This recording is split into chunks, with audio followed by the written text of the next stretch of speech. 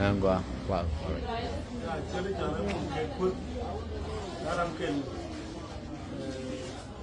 Rep jo long kun nan kono. Dan porque ikut dalam ken bien jadi aja malu kemudian dalam pun bien. Thank you, Madam Todd. Jalan dan Todd itu jalan je macam. Jalan apa dah udah. Kemudian itu mana dia? Kalau ni jalan bang umur dulu.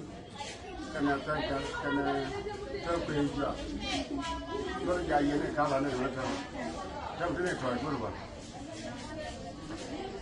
Gua di lalu itu lalu tu, karena kita dua yang tu. Ayam bah, kaya sama.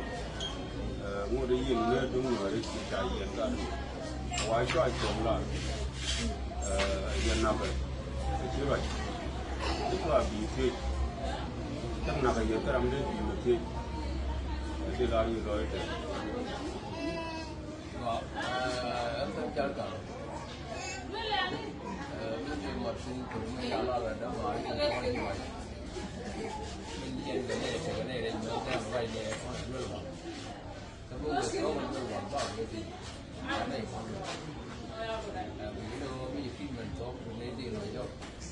Bao cái gì. Nghe ra mình ra. Bao giờ cái chuyện này cái gì này cái lúc cái đó nó cũng gì cái này.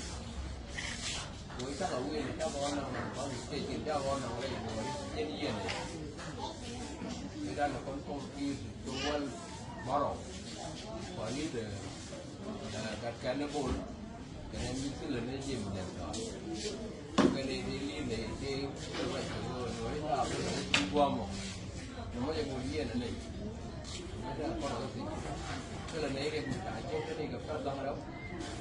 Kan mình cho là đi con nó lá, nó từ cái đám voi này, nó quay cả lên rồi, rồi thì nó cái gì các bạn nhìn thấy cái gì thì nó là điều mà, nó ở cái chỗ thì mình qua được rồi.